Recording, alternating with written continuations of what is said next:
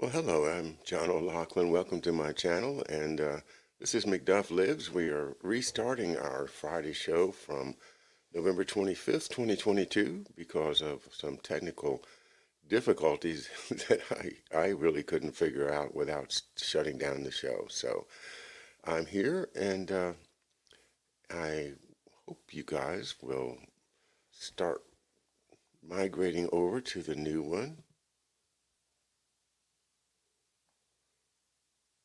Let me get on.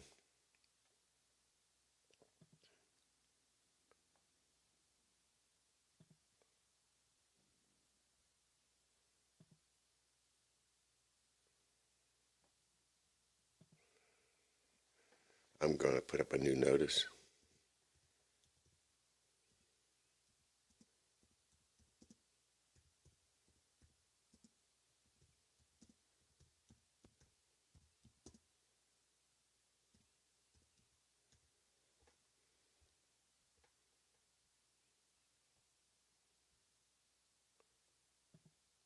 All right, I see David's here. David, could you put up on Twitter for me that we've moved over here? And yeah, something, I had to rearrange my PA system for the concert last night, and something must have been looped back that was picking up my, and looping it. So anyway, that's done now, and just waiting for a few more people to join us, and we'll get the chat started.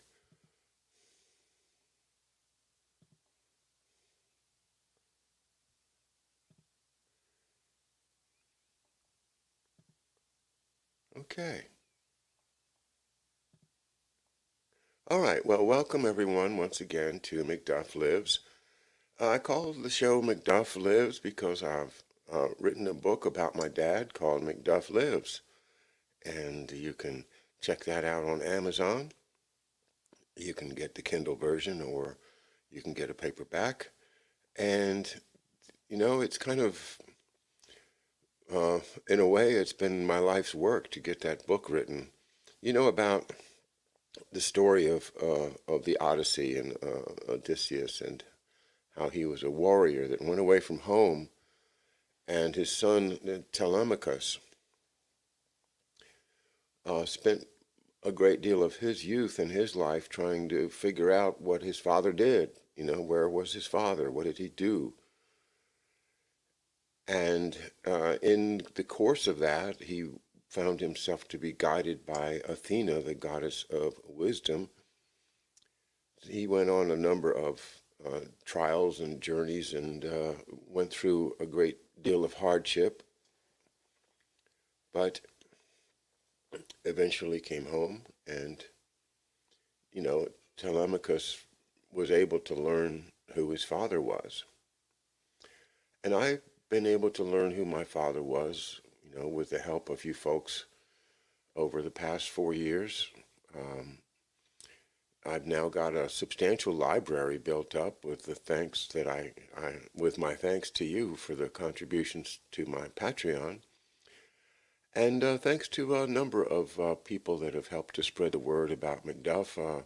People now around the world, from Win Tai over in Taiwan to our good friends in Ireland and Germany, the Netherlands, um, and Carlos Ayaga was with us during the most recent show with Professor Hamamoto. He's down in Bolivia, a one of the past presidential candidates there.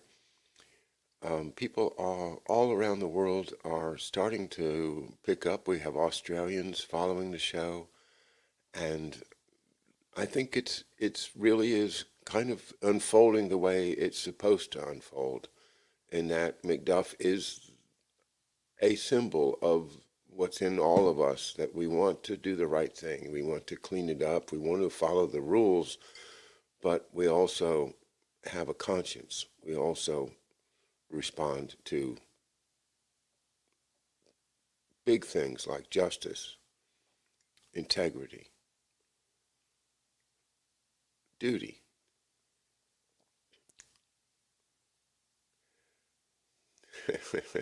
Okay, they're after the McDuff fiddler. The fiddle was just too much for them. That's what happened to the Irish. The English came through and smashed all their fiddles and the harps. The great instrument of Ireland, the harp.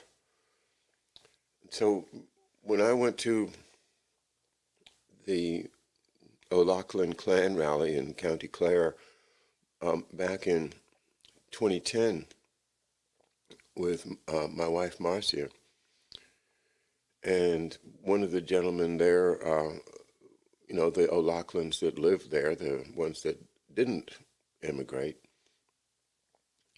Mort told me about how when he was a young boy, they weren't any instruments. The only thing they had was the Jew's harp or Jaw's harp, this thing, and but they had mouth music, which they use, just nonsense syllables to voice the tunes.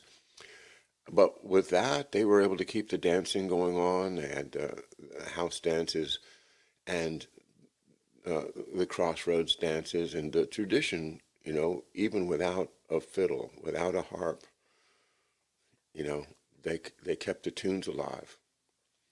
So that's, you know, music is so important. If you have the influence of, bad music on you all your life, and I'm afraid a lot of folks have had that experience, then it doesn't it kind of disconnects you from something very important.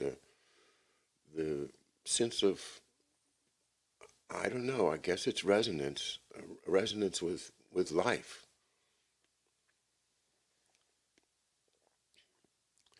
Well, okay, who's here? Let's have a check. Look at the chat room. David is here. Harry is here. Optic Optekla Luman. Sorry, I'm not very good at pronouncing that. Okay, sounds good. Good. Thank you for the sound check. The end of days prophet. Good morning from Northern California. Yeah. Okay. Yeah. I have never been there. It sounds both beautiful and awesome, and also a little, you know, at least from the little bit that I know, there's some kind of creepy power structures up there surrounding the drug and marijuana industries. Okay, Corky, here's your news of the week. The Hutchinson effect has been replicated and repeated at will. What Tesla was up to has never stopped. Okay, Corky, you're on, man. I got to get you on the show to explain what's going on with nuclear um, fusion, right? Isn't that what you and Carol M have been working on? And I need to get up to speed because I don't understand that subject. But that's that's what we do. We share and we help each other. Let's see. Yep, they're after me, all right. Oh, they've been after me a long time. Happy time last night crossed the Rubicon. Wow. Okay. Well, let's keep it on the happy side then, Joy. I'll make a comment about our show with Professor Hamamoto, and we spent what I thought was probably a little bit more time than we should have on uh, characterizing one of the up and coming writers and commenters, Whitney Webb, whose new book set, two books, The Blackmailing of America, or that's a paraphrase of the title, like it's something like that, how America Under Blackmail, I think that's it. And it's about the Jeffrey Epstein and about, the Maxwells and all of that. And I'm sure I have it, I bought it, it's on my to-do book list. But Professor Hamamoto has already read the volumes and had a lot to say about the idea that this is another example of a limited hangout, that has been prepared, that she's been prepared all of these years down there in Chile. But she is very attractive in the sense of a young woman, a young mother. She often shows her baby on the show, and she has a very strong following. Mint Press News, MINT, and always on Twitter, which is where I hang out, by the way. If you are looking to find more of what I have to say, I say my piece over on Twitter probably more often than I should. But, I haven't been banned from Twitter yet. I've been banned. I've had my show struck and taken down entirely here on YouTube. That's why I have 3 shows right now, 3 channels. And I kind of regret not being able to broadcast on McDuff Lives 1 because I have over 7,400 subscribers over there, and I've only got 1,700 over here. Nevertheless, there's 300 or 400 shows over there that I don't want to get taken down, and that's why I stay off of McDuff Lives 1, because I like to have the archive there. There's a lot of book readings and a lot of minefields that you can catch up with over at McDuff Lives 1, and also at McDuff Lives 3, which is kind of like an alternate to McDuff Lives 2 when they put a strike on this channel. It's too complicated, but that's how I keep in touch with you. If I didn't have this, I might have to go over to Rockfin or Odyssey or Rumble, and the audience is just not going to be the same. YouTube audience is much broader, and Facebook too. I'm glad to have. I decided that of the 3 channels I have on StreamYard, one of them would be Facebook, and I'm glad to have everyone that watches me on Facebook. Thanks for being there, and thank you for your comments. Just drop a little note at the comment section if you would, so I know you're there, and we'll keep going on YouTube and Facebook. Right now, unless my Patreons pick up, I'm not going to be adding any more channels. The monthly charge is it's $5 or $10 a month, and the more you do, and in other words, the money that I get from you guys, it goes almost entirely into the books and maintaining the library and paying the monthly charges on things like YouTube and StreamYard. Not that YouTube charges, you know what I mean. Just the daily charges.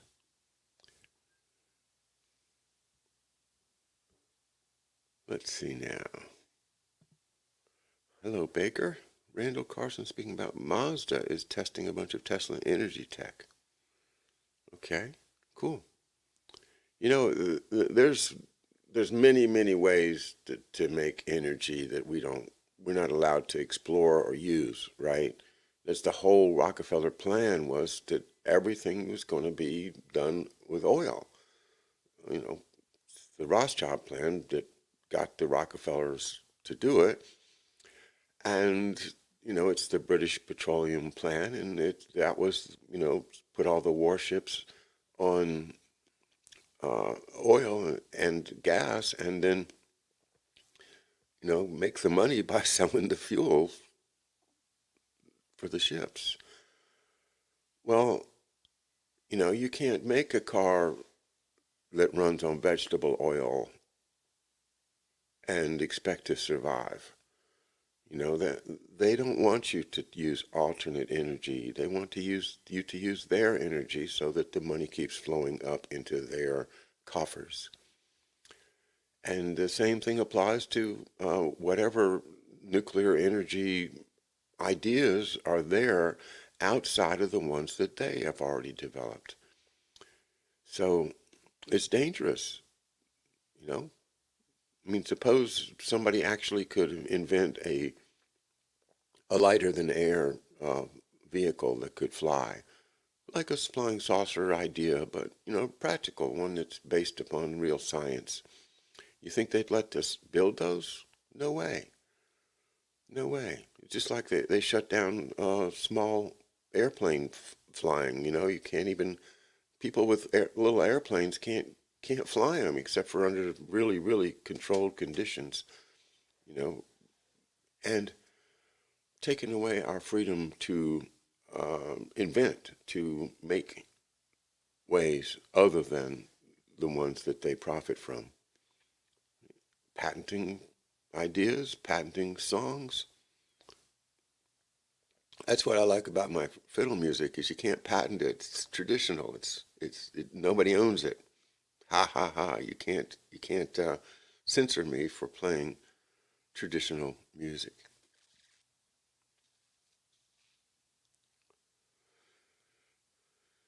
Okay, let's see. Hello, Harry. Imagine a fractal antenna like a 3D tree. Would such an antenna catch enough energy from the surroundings? When you think about catching energy from the surroundings, this is where I think about the tremendous amount of electrical energy that is just above the earth. The way that the earth spins and the way that it goes around the sun, uh, it creates a zone around it. Uh, Electromagnetic particles get trapped there. And this is why we have the northern lights, because the magnetic field of the earth, which kind of travels through the center of the earth and comes out at the poles, then it goes out of the poles in a kind of a pattern, kind of like, so that the flow would be like from the South Pole down and then out and around the earth and then back down into the North Pole. And this magnetic field is where a lot of ionized particles get trapped, the particles that are just captured from space that may be floating off from something else a million years ago, but now it's caught there. Well, the electrical force that is there is absolutely huge. And they have created this thing called HARP, HAARP, which they can use to manipulate that field. And by manipulating that field, they can do things like move storms around, and we can talk about that another time. I might do another show on weather modification, although it's not something I'm an expert in. I think it's something we do need to talk about. Well, the other idea would be to simply capture that electrical energy and then beam it down to Earth as energy instead of letting it expire as beautiful northern lights. Just capture that energy, and that's what I thought of when you mentioned, catching energy from the surroundings. Yeah, it's there, but what's going to happen if we start tapping into it is that going to create dangerous waves, dangerous microwaves or radio waves that might be dangerous to human health. And, I might as well keep going on this because this is one of my theories that's been floating around in my head. I should do a minefields on it. But the idea of capturing energy from Earth's magnetic field and transporting it into Earth, into, our economy for use. If they do that, are they not going to be creating electromagnetic waves? And if they do that, is that going to injure human health by causing heart attacks and strokes and things? And are they using these, the famous pictures of the athletes with the heart attacks? I mean, they do have the heart attacks. I'm not saying they don't, but the media coverage of these events is huge. The idea of using, a virus or something else to cover up the fact that they're going to be tapping this energy from the electromagnetic field, and that the more they do that, the more uh, waves, EMF waves, that are going to be passing into human bodies and causing things to happen. So, if you understand what I'm saying, I know it's a little vague, but my theory may be that all of this pandemic stuff and cardiac uh,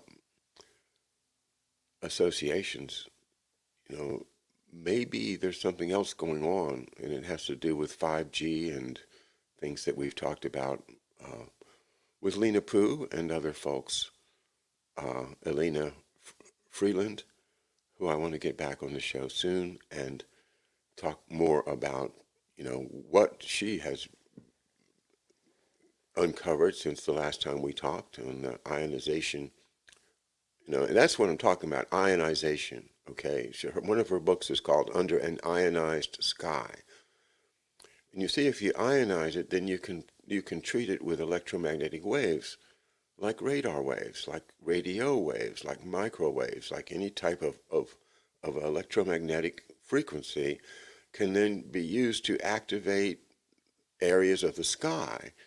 And by activating it electronically, you're going to apply heat. And that heat, of course, is going to affect where moisture goes, where wind goes, and create or destroy storms. All right. Enough of me on that subject. Let's get back to you guys.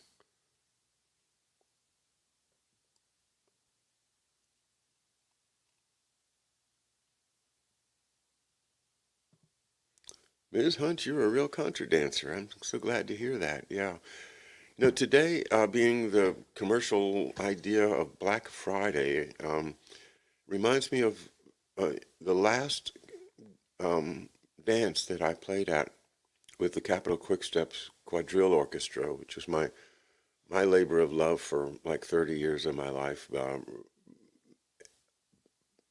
building and creating the um, repertoire and the music, and for a 15-piece dance orchestra that played contra dances, mainly in the Washington, Baltimore era, from 1980 to the last gig, which was 2011 on Black Friday, this day.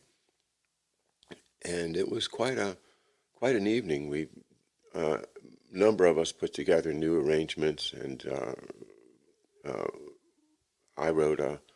I did a contradance tune from one of the themes of Verdi's La Traviata, because to put together things like that, that's kind of what I like to do. I like to put folk music and classical music together and see what I can do, and that's what the Capitol Quicksteps did a lot of.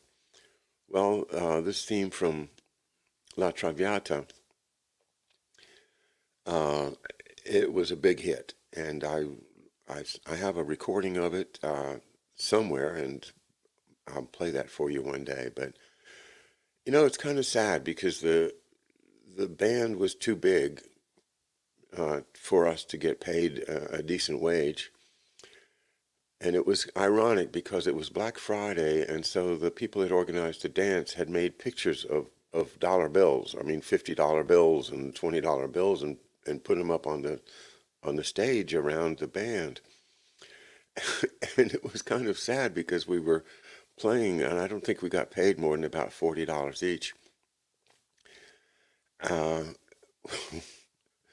and that was the end of it. We just couldn't keep together after that.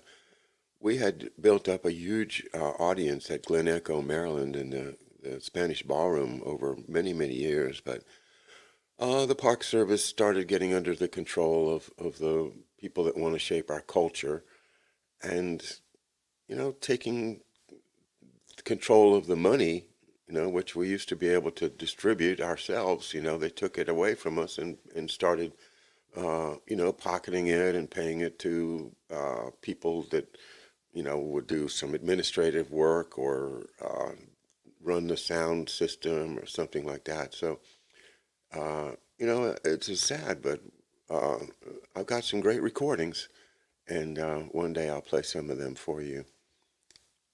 Yeah, if I weren't so dedicated to this political mission that I'm on, it has to do with my dad's life and trying to continue his work. I'd just be playing music all the time and going out looking for new guys and women to play with.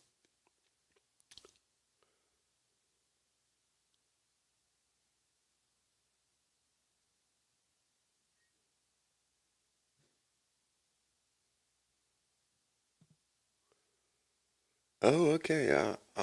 Aptelka.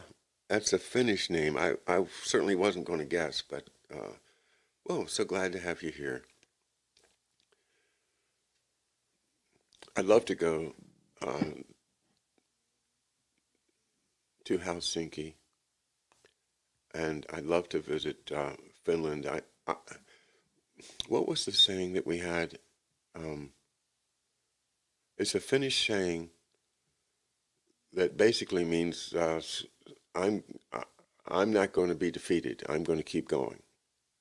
Uh, anyway, glad to have you here.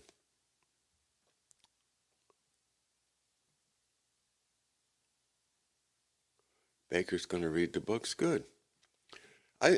Professor agrees with me that we should read these books.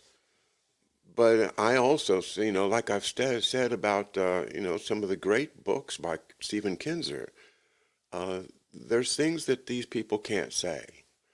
And it's kind of a Faustian bargain, really. I will get the right to write a book about something, that very few people know the details that a Anne Jacobson can give us in those books.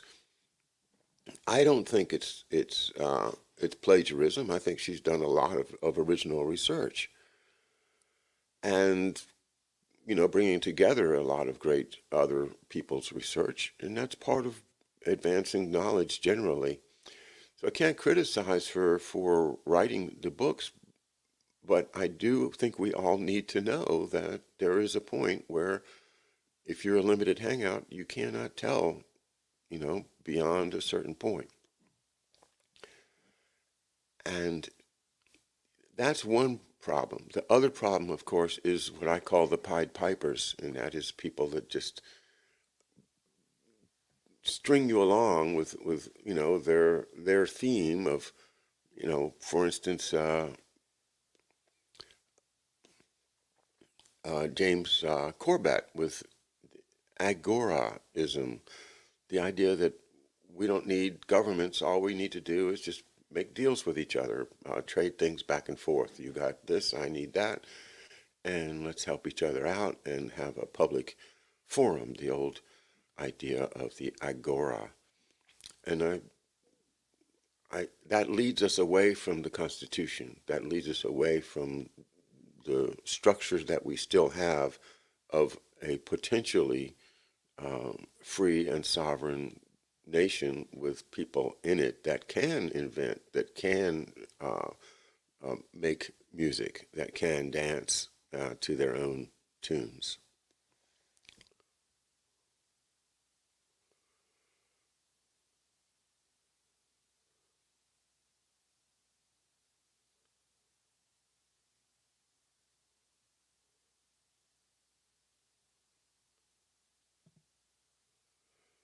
Hey TCG, where's GW? I don't know. George decided to take a different path back in June of 2021, and I wish him well, but I don't keep up with George.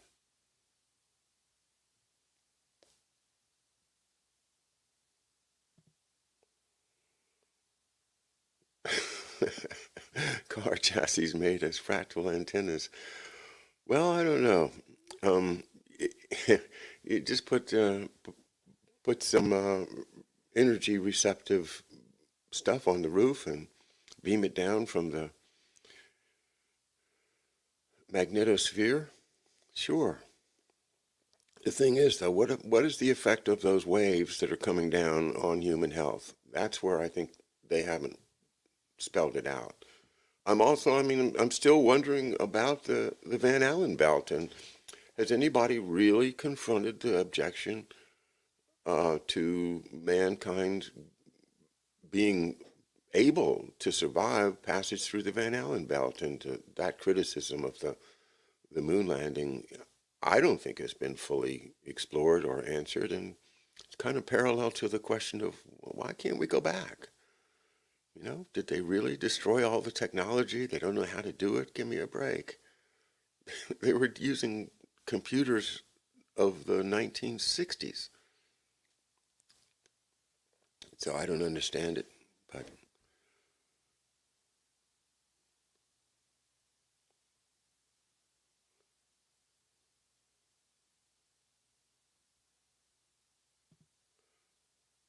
physics has life and consciousness in it, but not complete until exotic vacuum objects are grasped as our stuff. Hmm. All right, that's gonna go right past me because I don't know what those things mean.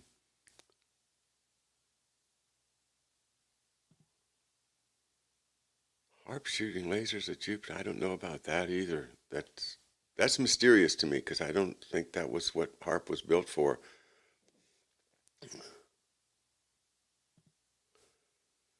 Jim Lee for weather manipulation and Dutch sense. I, for a while, I wasn't watching Jim Lee because, his icon it looks like a big eye, and I mean, I know it's the Earth and all, but it also looks like one of those all-seeing eye things, and it made me kind of back away from him. He's also he's omnipresent. He works very hard at this. So he has a huge volume of literature that he's put out on his YouTube channels, and I think he's worth studying. I think he's good. He did a show about harp about a week ago that I watched, and I think he's quite good. I fell away from Dutch Sense. I don't watch him anymore. But as I always say, I think One Pacific Redwood on YouTube is the best because he's not only a weatherman himself, with really understands the terms of when you see a pressure gauge reading or a front, and how the weather maps, how to interpret the numbers and the lines on the weather maps. He's really great at this stuff. But he can show you, pictures of where radar beams are cutting up storms, and he can show you how the big storms get moved or manipulated, and he shows you how there's satellite beams that are being beamed down to quash a thunderstorm, for instance, or to heat up a particular part of the sky that they want to start some weather happening. And so his show, to me, that's the one that I mainly watch, One Pacific Redwood. But it's serious. We can't study everything, and I certainly can't study everything, and I probably take on too much. But I spent some time as a amateur astronomer. I'm not terms like magnetosphere and stratosphere and things, that those are fine. I understand what they're talking about. And once you have an understanding of where the atmosphere ends, where space begins, and what the distances are involved around how high this is, how high that is, you can kind of triangulate into understanding what makes sense and what doesn't make sense. And that's just my opinion. I think that, and I don't know what his name is, but he broadcasts as One Pacific Redwood.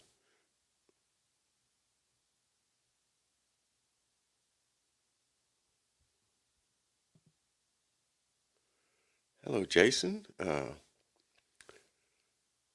Earth's magnetic ground stops at 35 feet above, for instance, a Tesla tower. The ground is as in the grounding wire that you avoid getting the electric shock with.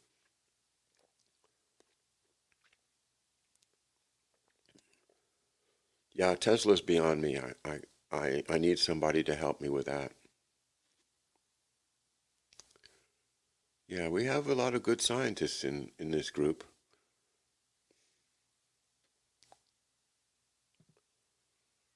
End of days, hello. My thing is that if catastrophic weather events were easy to control and or manipulate, would if the dark cabals took over other countries already? Yeah, well, there's also things like armies and air forces and you know uh, war, and I think that that energy is much stronger than weather energy right now.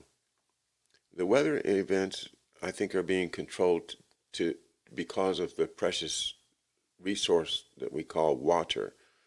And by taking water out of the Pacific, say sucking it up with one of those tornado-like things that they can do, and the water goes up into the sky, and then by using manipulative techniques, they can cause that water to fall into one of their what they call the atmospheric river, which is a nonsense term, but they've created these pathways that they send the water through.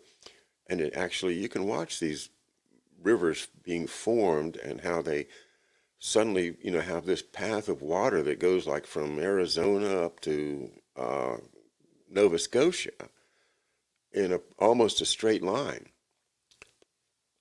And transporting that water up there, if you follow through these theories, you realize that they're using this water to green the desert in Saudi Arabia and Egypt and places where the land is cheap or worthless, but they can uh, start up agriculture and grow things in those huge desert farms. Not just plants either, but also animals, cows, pigs, for consumption. I know that's a stretch. It sounds like a lot, but I've spent a number of hours, studying it, and uh, a colleague that I used to see often on my show goes by the name of Enkidu Gilgamesh, and he has a channel which is called Geoarchitecture, or in German, Geoarchitektur, because he lives in Germany. But he does publish in English. He's very good with languages. So if you want to follow more of that, Google Enkidu, Enkidu, Gilgamesh.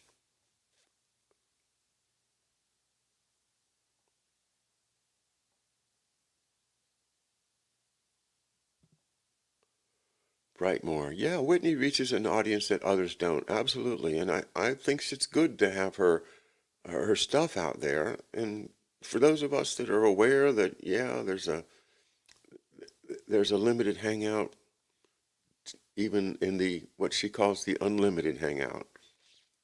Well,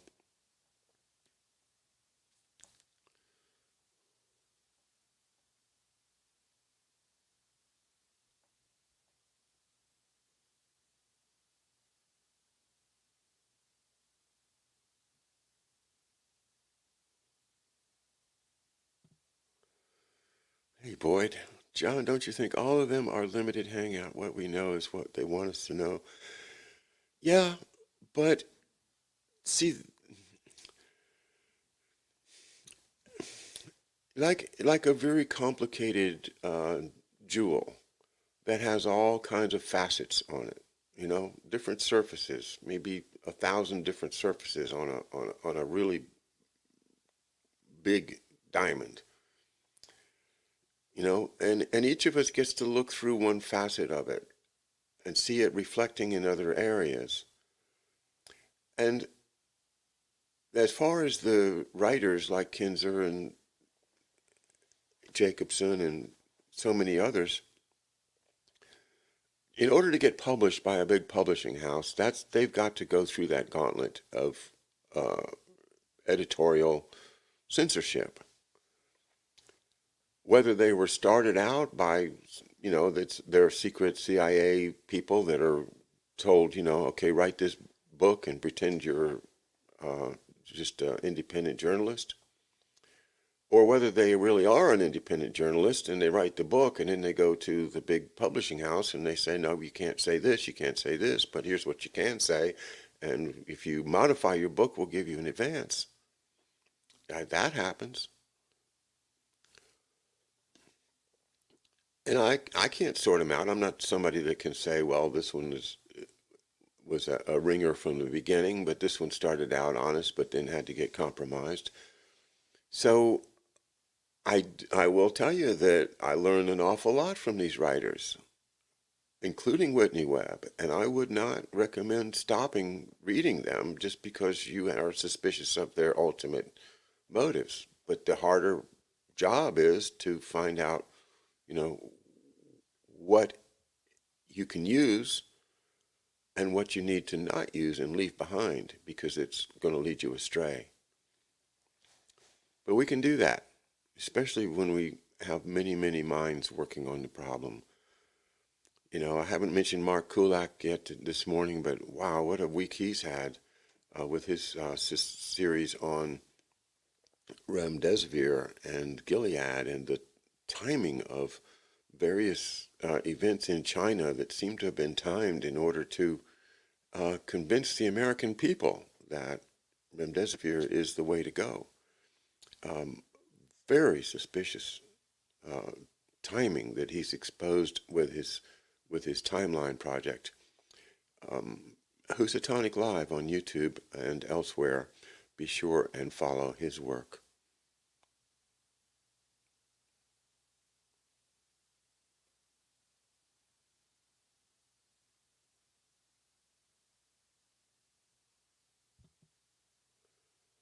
Debbie Kennedy, thank you very much. You bought 2 McDuff Lives.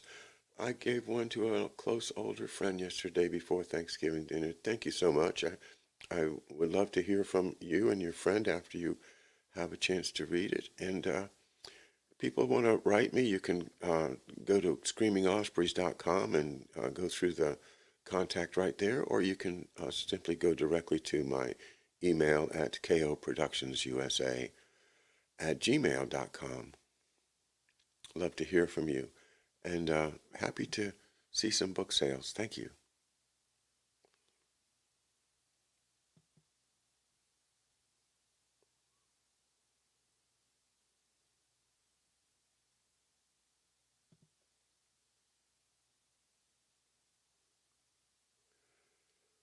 Yeah, you can watch George on the Duke Report. That's a good place to get him.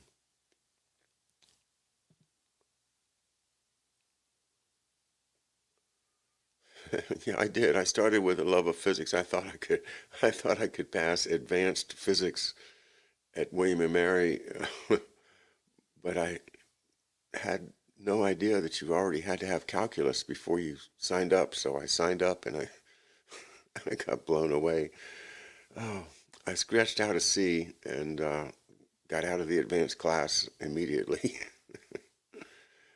uh, some people have a mind for it and some people don't, and I just don't.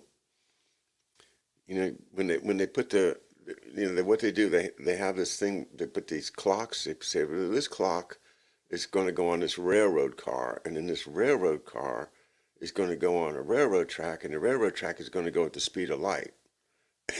And then a year later, we're going to look at the clock and see what time it is. Now, how can you figure out what time it's going to be on the clock in the railroad car out in space? Wasn't my bag. I couldn't follow that stuff. And I wonder how much of it really is important because I think regular old physics, Newtonian physics, and engineering is far more important. They don't want us to know about engineering, They want us to know about, little bitty tiny nanoparticles. But as far as teaching us how to build a bridge or, how to negotiate a dangerous passage or anything engineering wise, that's it's kind of like we're being dumbed down in that respect by teaching us, that the first thing you have to learn is uh, um, Einstein's EMC, and then you have to learn how to apply that mathematically to hypothetical situations. And it's crazy because you still haven't even learned how to structure a basic building, or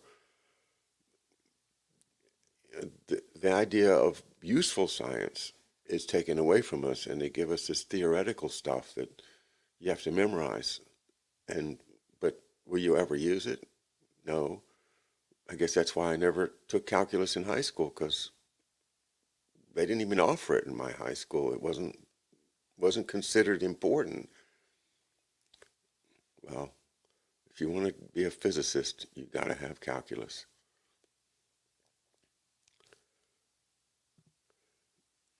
Mike Morales. I don't watch Mike Morales, but I should. I can't watch everybody, but I'm glad you mentioned his name. I think he does a good job too, from what I've seen. Yeah, you got to watch more than one, I guess, to get kind of triangulate. Like you can see through some facets, but not others. But other people are looking. That's when I'm going to complete that metaphor about the diamond. With all the facets, that other people are looking at it from completely different angles. And so they can see things that you can't see, but they can't see the things that you can see. That reminds me of the elephant in the room, where everybody touches a little bit part of it, but nobody puts together the idea that, hey, this is really an elephant. But we are making a lot of progress. I saw Dr. John Campbell, a British doctor who's been commenting on the pandemic for, he bought into it for the first year or so. He was like, yeah, you got to take the vax and the jabs. But he's come out saying, no, no, it sure does look like a lab origin. And he has 2.5 million followers, and, a couple 100,000 views already today. British Dr. John Campbell on YouTube. Recommend you take a look at his work. He seems to be very, very candid and honest and believable. I, you have to wonder anytime anybody gets a couple million subscribers that, there might be something, a nod and a wink in there somewhere. But to me, I think he does a good job, and he seems to be sincere and, really believable. So I recommend, if you haven't yet, on the COVID issue, check into John Campbell. And, how does he avoid getting YouTube strikes? That's my question, but I don't know.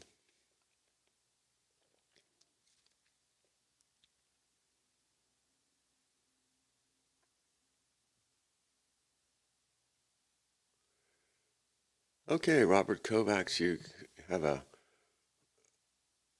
vote of confidence for Dr. Campbell, and so does It Happens. Yeah. So good. I'm glad you guys are aware. If you're not, check him out, John Campbell on YouTube. Well, Christy Liebel, thank you for being here. You are late to the party, and I guess I'm going to wrap it up here. Thank you for coming, and thanks everyone for the kind comments about the fiddle contest. I mean, the fiddle concert last night. I guess it was kind of a calm, laid back musical evening that I wanted to do for you guys for a long time. I enjoy very much sharing these traditional musical gems that I've picked up, and forgive me for being a little out of shape on the bowing, but I think you get the idea. There's a lot of great music that we have in our traditions, and dancing too. And like the famous uh, Emma Goldman said, "If I can't dance, I don't want to be part of your revolution." All right. Have a great weekend, everybody. Thank you again for a good week here at McDuff Lives. Don't forget about our podcast that Drummer has produced. We have a half dozen podcasts up now. Go to McDuff Lives with the exclamation point podcast, and you'll find us on Spotify, Google, uh, all the major ones. They're produced for us um, by our streaming service. So just Google it, and you'll find, and that gives you something you can listen to whenever you want to. And Marcia has done a great job of editing out the ums and the uhs, and uh, put together some nice introductions, and there's some music. So it sounds very professional to me, and I would love to hear your feedback on our new effort that is the McDuff Lives podcast.